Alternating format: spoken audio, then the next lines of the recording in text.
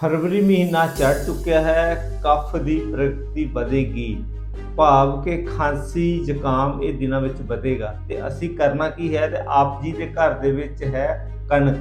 ਆਪ ਜੀ ਨੇ 2 ਚਮਚ ਕਣਕ ਪਾ ਕੇ 250 ਗ੍ਰਾਮ ਪਾਣੀ ਪਾ ਕੇ ਉਹਨੂੰ ਮੱਠੀ ਅੱਗ ਤੇ ਉਬਾਲਣਾ ਹੈ। ਜਿਸ ਲਈ ਉਹ ਪਾਣੀ ਤੁਹਾਡਾ 50-100 ਗ੍ਰਾਮ ਰਹਿ ਗਿਆ, ਫਿਰ ਉਸ ਵੇਲੇ ਹਲਕਾ ਸੇਂਦਾ ਨਮਕ ਪਾ ਕੇ ਛਾਣ ਕੇ ਸਿਪ ਕਰਕੇ ਉਹ ਚਾਹ ਦੀ ਤਰ੍ਹਾਂ ਪੀਣਾ ਹੈ।